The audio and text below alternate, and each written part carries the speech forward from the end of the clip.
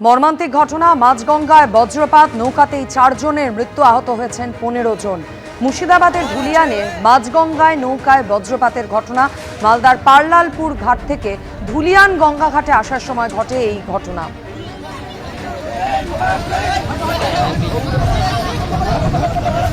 আহতদের অধিকাংশই ভর্তি শামশেরগঞ্জের ব্লক হাসপাতালে। অবস্থার অবনতি হওয়ায় কয়েকজনকে জঙ্গিপুরে রেফার করা হয়েছে। অন্যদিকে কোচবিহারের বজ্রপাতে মহিলা সহ 2 জনের মৃত্যু, আহত হয়েছেন 4 জন।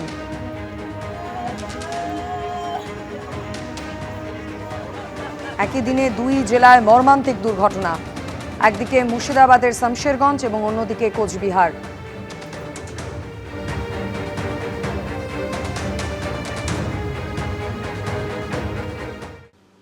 এদিকে বিধাননগরের প্রাক্তন চেয়ারম্যান সব্যসাচী দত্তের ঘনিষ্ঠ বলে পরিচিত তৃণমূল নেত্রীর বাড়ি এবং সল্টলেকের ব্যাংকের লকার থেকে উদ্ধার হলো মোট 6 কেজি সোনা এবং 1.5 কেজির কাছাকাছি রূপো। প্রাক্তন তৃণমূল বিধায়ক ধৃত সব্যসাচী দত্তকে নিয়ে সোমবার গভীর রাতে নদিয়া জেলা পরিষদের তৃণমূল সদস্য টিনা সাহা ভৌমিকের 2টি বাড়িতে পৌঁছে যায় পুলিশ।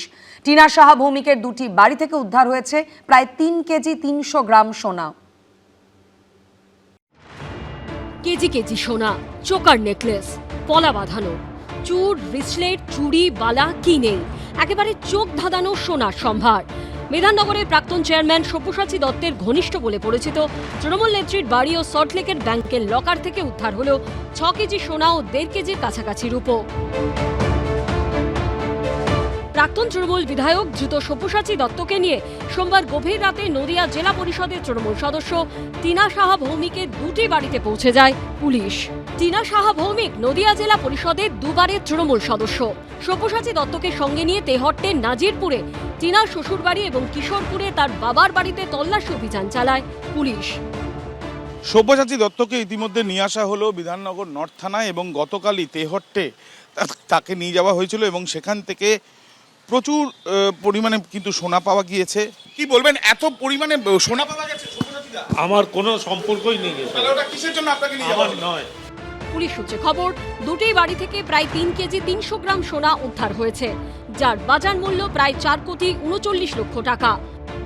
সেই সোনা সব্যসাচী দত্তের কে নিয়ে গিয়ে তল্লাশি করে পাওয়া গেছে। আমরা দেখতে পাচ্ছি যে এই ব্যাগে করে নিয়ে আসা হচ্ছে পুলিশের তরফ থেকে, এবং এই যে পুলিশের তরফ থেকে ব্যাগে করে নিয়ে আসা হয়েছে। স্থানীয় সূত্রে খবর, তৃণমূল নেত্রী টিনা সাহা ভৌমিক দলে বরাবরই প্রভাবশালী। সব্যসাচী দত্তের সঙ্গে তার বরাবরের সুসম্পর্ক।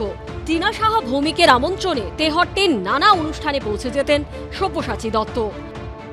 তদন্তকারী এসেছিল, মানে বলছেন যেগুলো দেখাচ্ছে সেগুলো পুরোটাই ভ্রান্ত মিথ্যা। হ্যাঁ, টিনা দিয়ে আপনার বড় মেয়ে। হ্যাঁ। পুলিশ সূত্রে দাবি, এরপর আবার সল্টলেকে ইউনিয়ন ব্যাংকের লকার থেকে সব্যসাচী দত্তের 3 কেজি সোনা ও 1.5 কেজির রূপোর হদিশ মিলেছে। তোলাবাজির অভিযোগের 2 দফায় সব্যসাচী দত্তের 14 দিনের পুলিশে হেফাজত শেষ হয় মঙ্গলবার। এদিন তাকে আদালতে তোলা হলে তার বিরুদ্ধে দুর্নীতি দমন আইন যোগ করার আবেদন জানান সরকারি আইনজীবী। এদিন তাকে 1 দিনের জেল হেফাজতের নির্দেশ দিয়েছে আদালত। আরও বহু সোনার খনি সব্যসাচীর বিভিন্ন আস্তানা থেকে পাওয়া যাবে। যেটা গোয়েন্দারা বলছে যে টাকা নাও, কাটমানি নাও আর সোনা কেনো, এটা ছিল সব্যসাচী দত্তের মূল অভ্যাস। এদিকে সোনা উদ্ধারের ঘটনায় টিনা সাহা ভৌমিককে একাধিকবার ফোন করা হলেও তিনি ফোন ধরেননি। মঙ্গলবারই তাকে তলব করে বিধাননগর নর্থ থানা। সমীরণ পাল, আবিদ দত্ত ও রঞ্জিত সাউয়ের রিপোর্ট, এবিপি আনন্দ। বিধাননগরের প্রাক্তন চেয়ারম্যান এবং প্রাক্তন বিধায়ক সব্যসাচী দত্তর ঘনিষ্ঠ বলে পরিচিত তৃণমূল নেত্রী টিনা সাহা ভৌমিকের বাড়ি থেকে উদ্ধার হলো কেজি কেজি সোনা। বিধানসভায় এই নিয়ে সরব হন খোদ মুখ্যমন্ত্রী। তিনি বলেন, বিধাননগরের প্রাক্তন চেয়ারম্যান প্রাক্তন শিক্ষামন্ত্রীর মতো ওরও বান্ধবীর বাড়ি থেকে কেজি কেজি সোনা পাওয়া যাচ্ছে। সব সোনা 2021 সালের পরই কেনা। সব সোনার রসিদ পাওয়া গিয়েছে। পার্থ চট্টোপাধ্যায়ের পর সব্যসাচী দত্ত ফের এক তৃণমূল নেতার বান্ধবীর বাড়িতে সোনার ভাণ্ডার। বিধাননগরের প্রাক্তন চেয়ারম্যান ও প্রাক্তন বিধায়কের ঘনিষ্ঠ বলে পরিচিত তৃণমূল নেত্রী টিনা সাহা ভৌমিকের বাড়ি থেকে উদ্ধার হলো কেজি কেজি সোনা। পুলিশ সূত্রে খবর, 2টি বাড়ি থেকে প্রায় 3 কেজি 300 গ্রাম সোনা উদ্ধার হয়েছে, যার বাজার মূল্য প্রায় 4 কোটি 39 লক্ষ টাকা। যে ছবি দেখে অনেকেই মনে পড়ে যাচ্ছে 2022-এর 22শে জুলাইয়ের কথা। তৎকালীন শিক্ষামন্ত্রী পার্থ চট্টোপাধ্যায়ের ঘনিষ্ঠ অর্পিতা মুখোপাধ্যায়ের দুটি ফ্ল্যাট থেকে উদ্ধার হয়েছিল প্রায় 50 কোটি টাকা। পাওয়া যায় রাশি রাশি সোনা, হীরের গয়না। বিধানসভায় এ নিয়ে সরব হন খোদ মুখ্যমন্ত্রী। আজকে টিভিতে সকাল থেকে দেখাচ্ছে বিধাননগরের আপনাদের বড় নেতা, প্রাক্তন চেয়ারম্যান, প্রাক্তন শিক্ষামন্ত্রীর মতো উনারও বান্ধবী বাড়ি থেকে কেজি কেজি সোনা পাওয়া যাচ্ছে। মাননীয় বিরোধী দল নেতা, আগে ঠিক করুন কার পক্ষে বলবেন আর কার বিরুদ্ধে বলবেন। সব সোনা 21 সালের পরে কেনা, সব সোনা রসিদ পাওয়া গেছে 21 সালের পরে কেনা, 22 সাল থেকে কেনা। টিনা সাহা ভৌমিক 2018 থেকে নদিয়া জেলা পরিষদের সদস্য। তৃণমূল জমানায় প্রাথমিক স্কুলে শিক্ষিকার চাকরি পান। তার বিরুদ্ধে দুর্নীতি করে চাকরির অভিযোগ তুলেছিলেন তেহট্টের প্রয়াত তৃণমূল বিধায়ক তাপস সাহা। তৃণমূলের বঙ্গজননী ব্রিগেডের নদিয়া জেলার সভানেত্রী ছিলেন টিনা সাহা ভৌমিক। সেই সুবাদেই কলকাতায় যাতায়াত ও সব্যসাচী দত্তর সঙ্গে পরিচয় গড়ে ওঠে। সূত্রের দাবি, টিনা সাহা ভৌমিকের আমন্ত্রণে তেহট্টে নানা অনুষ্ঠানে পৌঁছে যেতেন সব্যসাচী দত্ত। সেই টিনা সাহা ভৌমিকের বাড়ি থেকেই উদ্ধার হলো কেজি কেজি সোনা। কারুর গার্লফ্রেন্ডের বাড়ির খাটের তলা থেকে পাওয়া যাচ্ছে, কয়েক কেজি সোনা কারুর নেতার বাড়ি থেকে পাওয়া যাচ্ছে। প্রপার্টি, টাকা, সোনা, দানা, এই না হলে তৃণমূল কি করে হয়? সব মিলিয়ে সব্যসাচী দত্তর ঘনিষ্ঠ টিনা সাহা ভৌমিকের বাড়ি থেকে এত বিপুল পরিমাণে সোনা উদ্ধারের ঘটনায় চরমে রাজনৈতিক চাপানুতোর। প্রদ্যোৎ সরকার, ঝিলম করঞ্জাই, এবিপি আনন্দ। অন্যদিকে নাম না করে এদিন মমতা বন্দ্যোপাধ্যায় এবং অভিষেক বন্দ্যোপাধ্যায়কে আক্রমণ করলেন মুখ্যমন্ত্রী শুভেন্দু অধিকারী। রাজ্যপালের ভাষণ নিয়ে আলোচনায় একটি বিল আনার কথা ঘোষণা করলেন তিনি। আসল তো যুবরাজ, আসল তো ভানুয়াতু। বিধানসভায় মুখ্যমন্ত্রীর নিশানায় যুবরাজ। ভবানীপুরের হার নিয়ে নাম না করে আক্রমণ করলেন মমতা বন্দ্যোপাধ্যায়কেও। এখান থেকে আমাকে দাঁড়িয়ে বলেছিলেন পৌরসভায় হেরেছ, আজকে আপনি বাড়িতে বসে আমার কথা শুনছেন। নাম করলেন না, তবে পদে পদে স্পষ্ট বুঝিয়ে দিলেন নিশানায় কারা। মঙ্গলবার বিধানসভায় রাজ্যপালের ভাষণ নিয়ে আলোচনায় একটি বিল আনার কথা ঘোষণা করেন মুখ্যমন্ত্রী। সেই প্রসঙ্গে তার মুখে উঠে আসে হরিশ মুখার্জি এবং হরিশ চ্যাটার্জি রোডের কথা। এই সেশনে বিয়ে কমিটি অনুমোদন দিলে শেষ দিনে বিল আসছে, সম্পত্তিও বাজেয়াপ্ত করব। সম্পত্তি বাজেয়াপ্ত করব, সম্পত্তি অকশন করব। ওই আমতলা হরিশ মুখার্জি, হরিশ চ্যাটার্জি রোডের ওই প্রাসাদগুলোতে কলকাতার রাস্তায় রাত্রিবেলা ফ্লাইওভারের নিচে যারা থাকে তাদেরকে রাখাবো। সোমবার 4,38,000 কোটি টাকার বাজেট পেশ করেছে রাজ্যের নতুন বিজেপি সরকার। এই টাকা কোথা থেকে আসবে সে কথা বলতে গিয়েও ফের দুর্নীতির প্রসঙ্গ টেনে আনেন মুখ্যমন্ত্রী। সেই সঙ্গে ক্যামাক স্ট্রিট, আইপ্যাকের প্রসঙ্গ টেনে দেন কড়া হুঁশিয়ারি। এক বছরে বীরভূমের পাথর থেকে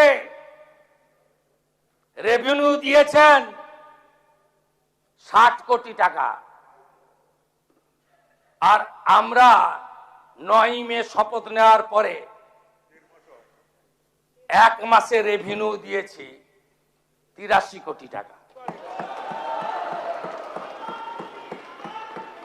করুন 83 গুণিতক, এটা 100 কোটি হবে। 83 গুণিতক 12, 1200 কোটি। পশ্চিমবঙ্গ সরকারের অ্যাকাউন্টে 100 কোটি, বাকি 1100 কোটি ক্যামাক স্ট্রিট হয়ে दुबई। ये तो पहले झांकी है, अभी बहुत कुछ बाकी है। प्राक्तन पीएचई मंत्री आছেন, पीएचई ঠিকাদার কাকদ্বীপের স্টেট ব্যাংকের ব্রাঞ্চ থেকে আইপ্যাকের অ্যাকাউন্টে 10 কোটি টাকা ট্রান্সফার করেছে। ছেড়ে দেব আমি।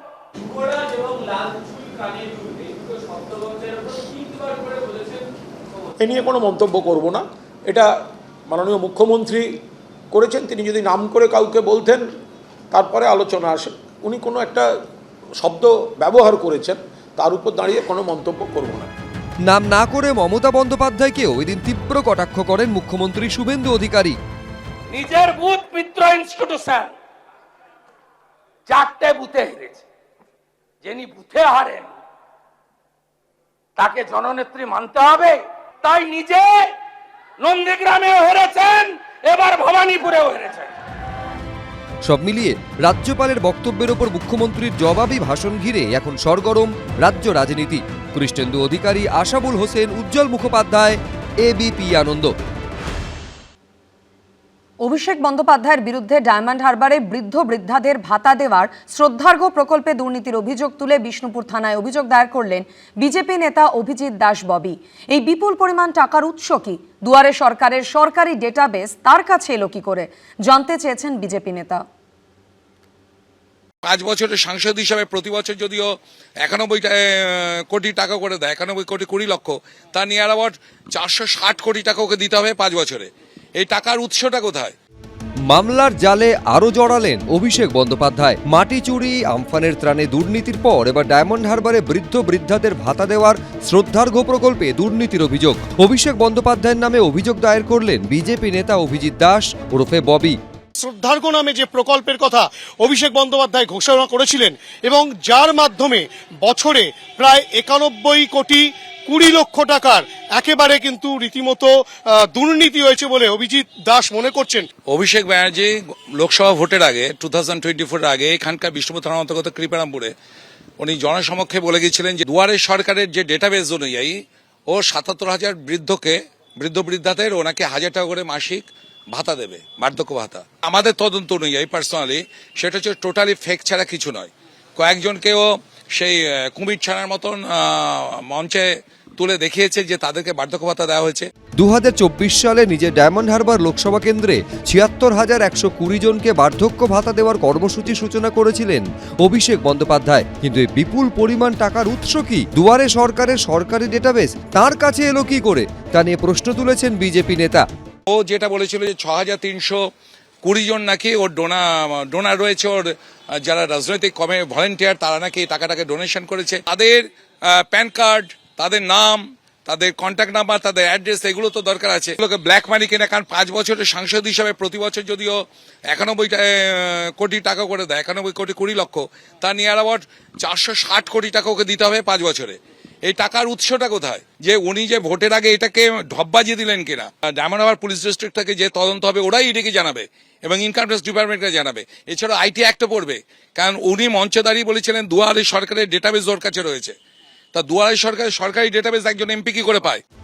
বিধানসভায় সই জালিয়াতি কাণ্ডে দুবার সিআইডির জিজ্ঞাসাবাদের মুখোমুখি হয়েছেন অভিষেক বন্দ্যোপাধ্যায়। নিয়োগ দুর্নীতি মামলায় একবার ইডি ও উস্কানি ভাষণের অভিযোগে সিআইডি জিজ্ঞাসাবাদের মুখে পড়েছেন। এর পাশাপাশি আমফানের ত্রাণ দুর্নীতি ও মাটি চুরির অভিযোগেও অভিষেক বন্দ্যোপাধ্যায়ের বিরুদ্ধে এফআইআর হয়েছে।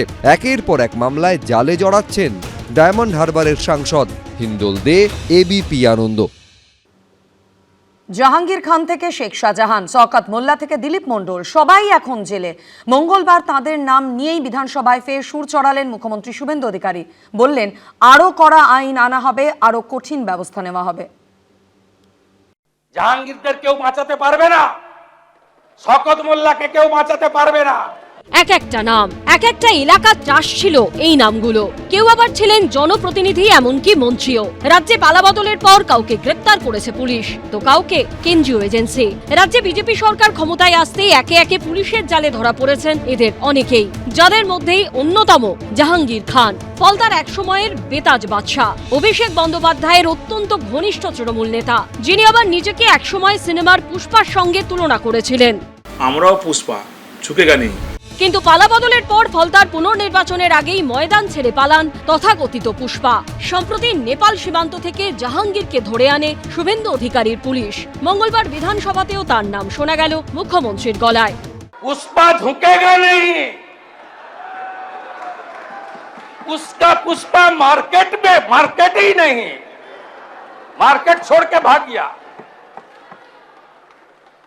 জামানত জব্দ হয়েছে। ফলতার যদি জাহাঙ্গীর হন তাহলে ক্যানিং এর শওকত মোল্লা, তাকেও গ্রেপ্তার করেছে পুলিশ। পালিয়েও রেহাই পাননি বিষ্ণুপুরের তৃণমূল বিধায়ক দিলীপ মণ্ডল। পুলিশ তাকে পুরী থেকে ধরে নিয়ে আসে। সন্দেশখালী শাহজাহান এখনো জেলবন্দি। ইডির হাতে গ্রেপ্তার হয়েছেন সোনা পাপ্পু। এদের নিয়ে মঙ্গলবার বিধানসভায় কড়া বার্তা দেন মুখ্যমন্ত্রী। শাহজাহানকে কেউ বাঁচাতে পারবে না, দিলীপ মণ্ডলদের কেউ বাঁচাতে পারবে না, রাজু নস্কর থেকে পাপু সোনার মতো গুন্ডাদের কেউ বাঁচাতে পারবে না। নিশ্চিন্ত থাকুন, নিশ্চিন্ত থাকুন। আরো কড়া আইন আনা হবে, আরো কঠিন ব্যবস্থা হবে। শাহজাহান থেকে জাহাঙ্গীর এদের বিরুদ্ধে ওঠা অভিযোগের বিচার কতদিনে হয় সেটাই দেখার। উজ্জ্বল মুখোপাধ্যায়, কৃষ্ণেন্দু অধিকারী ও আশাবুল হোসেনের রিপোর্ট, এবিপি আনন্দ। এবিপি আনন্দ, এগিয়ে থাকে, এগিয়ে রাখে।